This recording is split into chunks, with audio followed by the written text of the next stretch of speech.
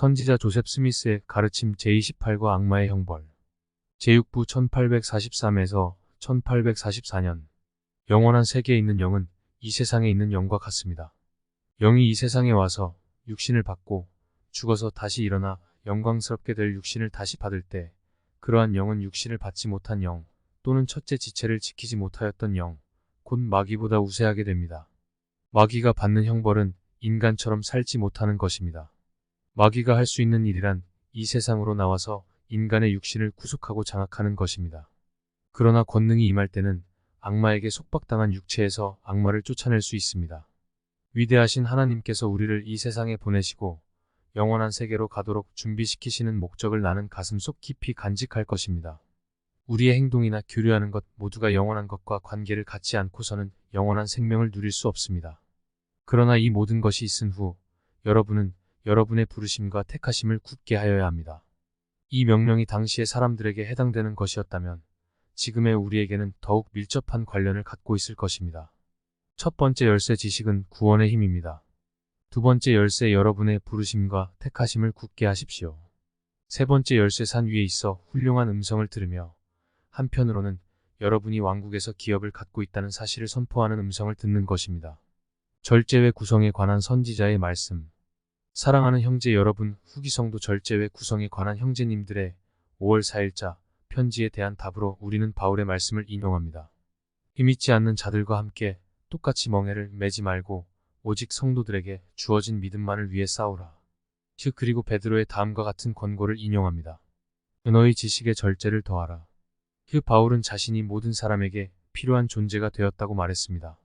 그 말의 뜻은 그렇게 됨으로써만 누군가를 구할 수 있게 된다는 것이며 말일에 장로들 역시 그렇게 되어야 한다는 것을 강조한 것입니다. 그리고 장로들은 복음을 전파하도록 보냄을 받았고 앞으로 올 심판에 대하여 세상에 경고하도록 보냄을 받았으므로 예수 그리스도의 계시에 따라 그들이 영의 감동을 받는 대로 가르칠 때 진리는 전파되고 번성하리라는 것을 우리는 확신합니다. 그러므로 새로운 계명을 줄 것은 없고 다만 모든 장로와 회원들은 하나님의 입에서 나오는 말씀에 쫓아 생활하여 충실한 자를 위하여 예비된 영광을 얻지 못하는 일이 없도록 하시기 바랍니다. 의의 심판. 조셉 형제는 12사도에게 주는 말씀에서 특히 어느 누가 공경에 처해 있을 때 전후 사정을 잘 관찰하여 어떤 영이 그를 다스리고 있는지를 진단하는 일이 중요하다고 말했다. 우리는 모든 영을 이해하는 입장에 있어야 하며 의로운 심판을 내리고 깨어 있어야 한다. 우리는 질서를 지켜야 하며 평의회가 부당한 행동을 강요하도록 해서는 안 된다. 성도들은 내가 그들과 친하고 장난을 좋아하고 명랑함으로 되어 가고 있는 일에 무심하다고 생각할 필요가 없다. 교회에서는 어떠한 종류의 악도 용납될 수 없으며 내가 있는 한 발을 붙이지 못할 것이다. 나는 교회를 이끄는 동안 바르게 이끌겠다는 결심을 했기 때문이다. 브리감 영과 히버시 킴볼에 관한 간증.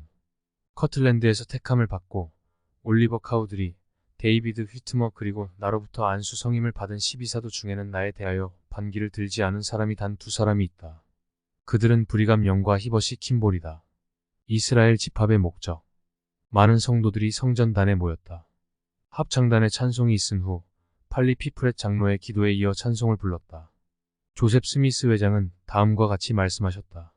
나는 거친 돌입니다.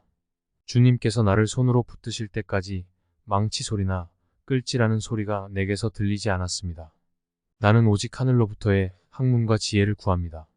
나는 그리스도께서 지상에 오신다면 유대인에게 가르치셨던 것과 같은 것들을 또 전파하실 것인지에 대해 아는 바가 없습니다. 그러나 이 세대는 그리스도의 가르침이 너무나 부드럽지 않다는 이유를 들어 그를 배척할 것이 확실합니다. 그는 마태복음 23장 37절을 인용했다. 예루살렘아 예루살렘아 선지자들을 죽이고 내게 파송된 자들을 돌로 치는 자여 암탉이 그 새끼를 날개 아래 모음같이 내가 내 자녀를 모으려 한 일이 몇 번이냐 그러나 너희가 원치 아니하였도다. 내가 단에 선 이래로 제시된 주제는 유대인 또는 모든 세대의 하나님의 백성을 모으시는 목적은 무엇인가? 라는 것이었습니다. 이 주제를 설명하기 위해서는 많은 말이 필요하지 않습니다. 문이 열쇠를 가지고 있으면 열쇠가 없이 칼로 문을 도려내어 열어야 하는 번거로움을 피할 수 있기 때문입니다. 집합의 주요 목적은 주님의 집을 건축하여 하나님의 백성에게 그의 집의 의식과 그의 왕국의 영광을 밝히시고 백성들에게 구원의 방법을 가르치실 수 있게 하는 데 있습니다. 특별한 목적으로 지어진 집이나 장소에서 집행되어야 하는 의식과 원리가 있기 때문입니다. 복음의 원리는 불변함. 신권의 원리와 율법은 모든 세대의 백성들의 집합에 입각하여야 한다는 것은 세상의 기초가 놓이기 전부터 있었던 천국 회의의 계획이었다. 예수께서는 백성들을 모으시기 위하여 모든 일을 행하셨으나 그들은 집합을 거부했으므로 저주를 내리셨다.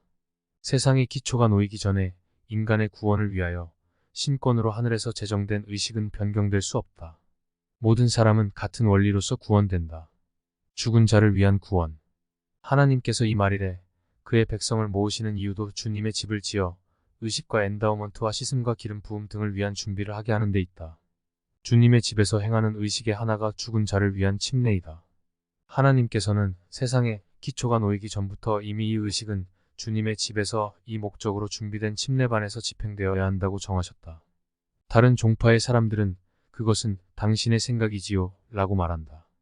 만일 사람이 하나님의 충만하신 신권을 얻는다면 그는 예수 그리스도께서 이것을 얻으신 방법과 같은 방법으로 얻어야 할 것이다. 그리고 그 방법이란 모든 계명을 지키고 주님의 집에서 집행되는 모든 의식을 순종하는 것이다. 신권의 변경이 없으면 의식에도 변경이 없다고 바울은 말하고 있다. 하나님께서 의식과 신권을 변경하지 않으셨다면 당신네 종파주의자들의 주장은 소음일 뿐이다. 하나님께서 변경하셨다면 언제 어디서 그가 이것을 계시하셨는가? 당신네들은 계시자에게 눈을 돌렸는가? 그렇다면 어찌하여 계시를 부인하는 것인가? 많은 사람들은 이렇게 말할 것이다. 나는 당신을 결코 버리지 않고 항상 당신 곁에 있겠소. 그러나 여러분이 그들에게 하늘에 보존되어 있고 인간의 자녀에게 계시된 하나님의 왕국의 비밀을 가르치는 순간 그들은 먼저 돌을 들어 여러분을 칠 준비가 되어 있는 것이다. 이것이 주 예수 그리스도를 십자가에 달려 돌아가시게 한 원인이었으며 이 세대에서 사람들을 선동하여 선지자들을 죽이는 직접적인 원인이 될 것이다. 이 말일에 인간에게는 불가이한 문제들이 많이 있다. 예를 들면 하나님께서 죽은 자를 살리시는 것과 세상의 기초가 놓이기 전부터 숨겨져 있었으며 말일에 어린 아기들에게 밝히시기로 되어 있던 일들이 소홀히 다루어지고 있는 것 등이다. 가르침을 받기에는 너무 현명한 부류의 사람들, 우리 중에는 지나치게 현명해서 가르침을 받기 힘든 남녀가 몇 명 있습니다. 그러므로 그들은 틀림없이 무지 가운데서 죽을 것이며 부활할 때 자신의 잘못을 깨닫게 될 것입니다. 하나님이 계시하시는 것은 믿겠다고 말하면서 하늘의 문을 막아버리는 사람이 많이 있습니다. 하나님의 후사가 되고 예수 그리스도와 공동 상속자가 될 사람들은 모두 그의 왕국에 충만한 의식을 받아야 합니다. 이 모든 의식을 받지 않는 자는 충만한 영광을 누리지 못할 것입니다. 낙원, 영옥에 대해서 몇 말씀 드리겠습니다. 예수께서 십자가 위에서 강도에게 오늘 내가 나와 함께 낙원에 있으리라고 하신 말씀에 대하여 현대의 성직자들 간에는 의견이 분분합니다. 흥정역 성경은 낙원이라고 표현하고 있습니다. 그러나 낙원이 무엇입니까? 이것은 현대의 언어입니다. 이 말은 예수께서 사용하신 원래의 말과는 전혀 다릅니다. 낙원이라는 말의 언어를 찾아보십시오. 건초 더미에서 바늘을 찾는 것이 더 쉬울 것입니다. 낙원을 의미하는 단어로 히라보에서 파생된 단어는 없습니다. 예수의 이 말씀은 이렇게 표기되어야 마땅합니다. 오늘 내가 나와 함께 영의 세계에 있으리라. 이제부터 나는 여러분에게 이 문제에 대하여 가르치고 여러분의 질문에 답하려고 합니다. 베드로는 예수께서 영의 세계에 가서 복음을 전파하셨다고 말하고 있으며 그것을 받아들이는 자들은 지상에서 살고 있는 자들의 대리의식을 받을 수 있습니다. 신약에서 언급한 죽은 자를 위한 침례, 죽은 자를 위한 침례의 교리는 신약에 분명하게 언급되어 있습니다. 이 교리가 옳은 것이 아니라면 신약을 버리라고 나는 말하겠습니다. 그러나 신약이 하나님의 말씀이라면 이 교리를 인정해야 할 것입니다. 예수께서 유대인에게 다음과 같이 말씀하신 것도 그 때문입니다. 암탉이 그 새끼를 날개 아래 모음같이 내가 내 자녀를 모으려 한 일이 몇 번이냐. 그러나 너희가 옳지 아니하였도다. 그들은 신권의 죄의식과 함께 죽은 자를 위한 침례의 의식도 받고 하늘로부터 오는 계시도 받아서 하나님의 왕국에서 살 수 있는 완전한 자격을 갖출 수 있었습니다. 그러나 그들은 그렇게 하지 않았습니다. 오순절의 경우도 마찬가지였습니다. 많은 축복이 그때 제자들에게 임했습니다.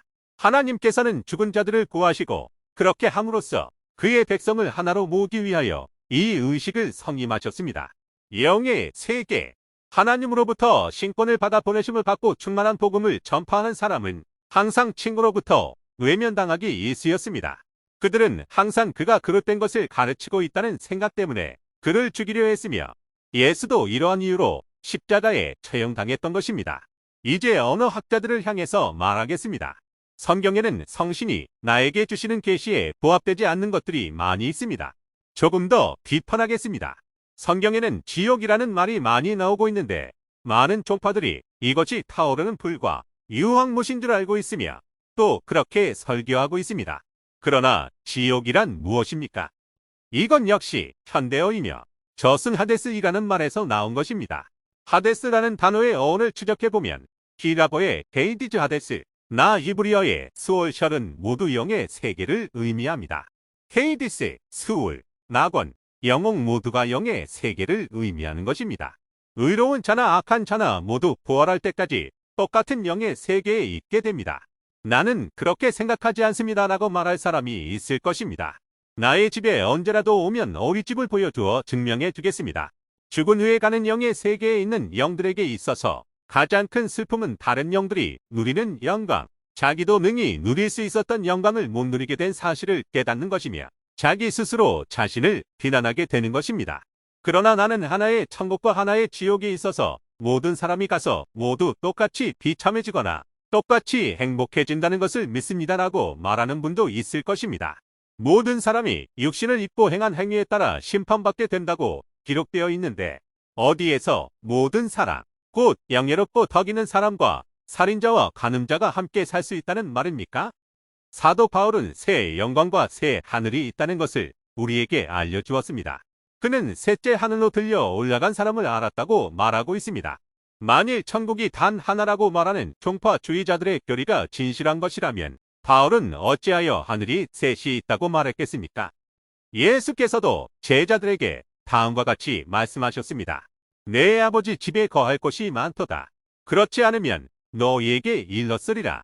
내가 너희를 위하여 처소를 예비하러 가노니 가서 너희를 위하여 처소를 예비하면 내가 다시 와서 너희를 내게로 영접하여 내는 곳에 너희도 있게 하리라. 하나님의 사람들은 지혜를 받음. 누구든지 예수 그리스도가 하나님의 아들이심을 믿고 그 믿음으로 말미암아 기쁨을 누릴 수 있으나 그의 계명에 순종하지 않으면 주님의 의로운 요구를 충족시키지 못하게 되어 결국 낙오자가 되고 맙니다. 하나님의 사람들은 하나님의 백성을 가르치고 인도하기 위하여 지혜와 지식과 이해력을 받아야 합니다. 다른 종파의 제사장들은 눈이 먼 자요. 눈먼 자가 눈먼 자들을 인도하므로 그들이 모두 함께 수렁에 빠지게 될 것입니다. 그들은 신권이나 계시의 영이 없이 옛 계시 위에 건초와 나무 부스러기로 집을 짓는 자들입니다. 내가 시간이 있다면 지옥, 헤이디스, 스올에 갔다가 그곳에 있는 것들을 말해줄 수 있습니다. 신회의 교리, 하나님과 신회에 관한 의견도 여러 가지입니다. 경전은 하나님도 많고 주도 많다고 말하고 있습니다. 그러나 우리에게는 오직 한 분의 살아계신 참된 하나님이 계시며 하늘들의 어느 하늘도 그를 독점하여 소유할 수 없으니 그는 어느 하늘에도 갈 수 있는 자유로운 분이기 때문입니다. 교사들은 말하기를 아버지도 하나님이고 아들도 하나님이요 성신도 하나님이고 그들이 모두 한 육체를 갖고 있는 한 하나님이라고 말합니다. 예수께서는 아버지께서 그에게 주신 자들 모두가 아버지와 아들이 하나인 것처럼 영과 뜻과 목적에서 하나가 되도록 기도하셨습니다. 기독교 세계는 이 점에 대해서 그릇된 관점을 갖고 있습니다. 베드로와 스데반은 인자가 하나님의 우편에 서 계신 것을 보았다고 증거하고 있습니다. 하늘이 열리는 것을 본 사람은 누구든지 하늘에서 권능의 열쇠를 쥐고 있는 세 사람의 인격체가 있고 한 분이 모든 자를 다스린다는 것을 알고 있습니다. 나의 말을 논박하려는 사람들이 있다면 나의 설명이 끝난 후에는 깨닫게 될 것이라는 말씀을 드리고 싶습니다.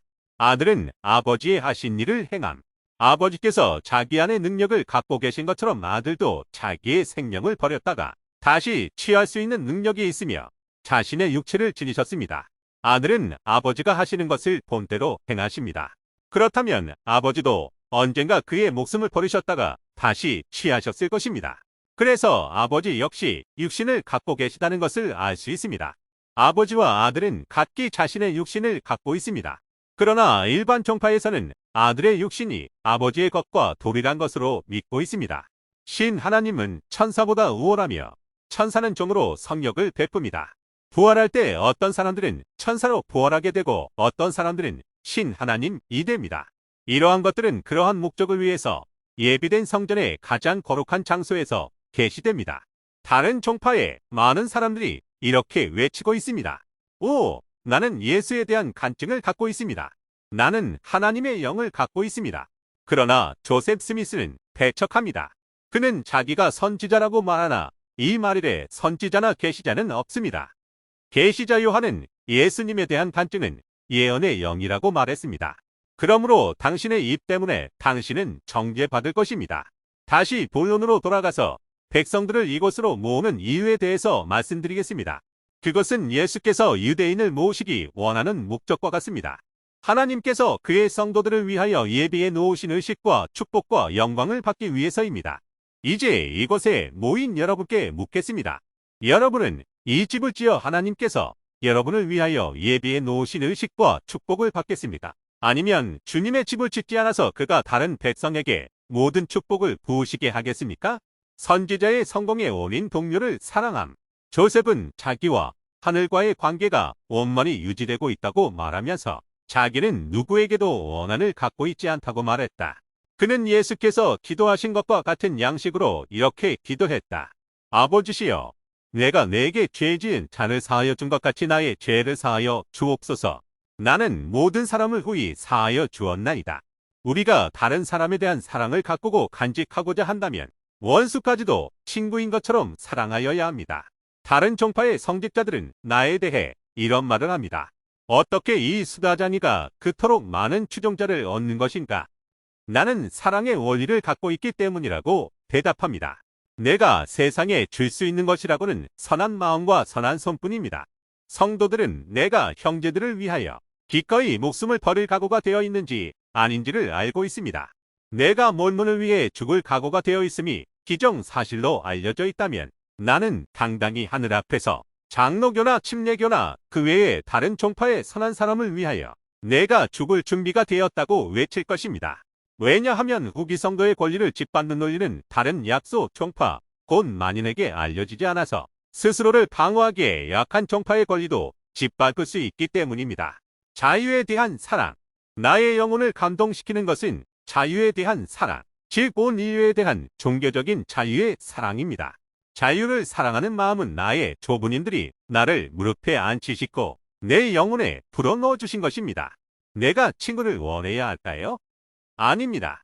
나는 다음과 같은 질문을 자주 받습니다. 종교적 관점에서 당신은 어떤 점이 다른 사람과 다릅니까? 실제로 종교적 관점에서는 크게 다를 바가 없습니다. 우리의 관점은 사랑의 원리 하나에 다 포함될 수 있습니다. 몰모니즘의 가장 크고 기초가 되는 원리는 진리를 받아들이는 것입니다. 우리는 저 하늘 보좌에 앉아 계시는 위대하신 여호와와 엘로힘을 믿습니다. 장로교도 마찬가지입니다. 한 노련한 기능공이 있어 분사, 명관 등을 사용하여 0.0 불을 취하여 다른 기능공보다 더 안전하게 강철을 용접한다면 그는 칭찬받을 만한 자가 아닐까요? 내가 진리의 원리를 가지고 모든 종파의 사람들을 사랑으로 단합시킨다면 나는 훌륭한 목적을 달성한 것이 아닐까요? 인류가 잘못을 범하고 있다는 생각으로 내가 그들을 압제한다면 과연 그것이 옳은 일입니까? 결코 옳은 일일 수 없습니다. 내가 만일 그들에게 내 방법이 더 낫다는 것을 설득시킬 수 없다면 나는 그들을 격려하고 그들 자신의 방법대로 살도록 하겠습니다. 나는 이성의 힘을 가지고 내가 얻는 바를 남도 믿도록 강요하지는 않을 것입니다. 진리는 그 자신의 방법을 결코 포기하지 않을 것이기 때문입니다. 당신은 예수 그리스도와 그가 계시하신 구원의 복음을 믿습니까? 나도 믿습니다. 기독교인은 서로 간의 분쟁과 투쟁을 그치고 통일과 우정의 원리를 키워야 합니다. 그들은 복천년이 도래하여 그리스도께서 그의 왕국을 통치하실 때까지 그와 같은 상태로 지내게 될 것입니다. 당신은 유아 침례를 믿으십니까?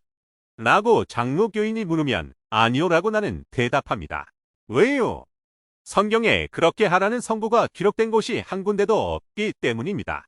할례는 침례가 아니며 침례가 할례 대신으로 제정된 적도 없습니다. 침례는 죄의 사유함을 위한 것입니다. 어린 아이에게는 죄가 없습니다. 예수께서 그들을 축복하시면서 너희는 내가 행하는 것을 보고 행하라고 말씀하셨습니다.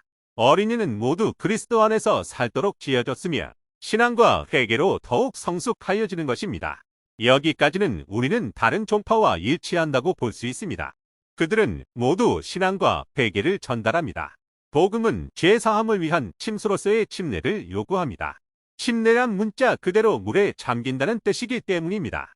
의식의 필요성. 우리는 일반 종파에게 이것을 믿느냐고 묻습니다. 그들의 대답은 아니오입니다. 나는 계심을 믿습니다. 나는 이것을 절대로 믿습니다. 사도 베드로도 믿었고 예수의 모든 제자들이 이것을 믿었습니다.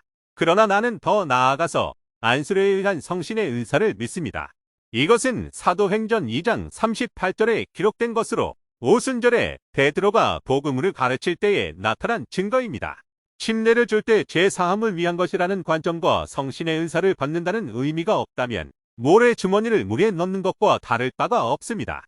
물의 침례는 사실상 침례의 반 정도에 불과하며 다른 반쪽, 곧 성신의 침례가 없이는 아무 소용이 없습니다.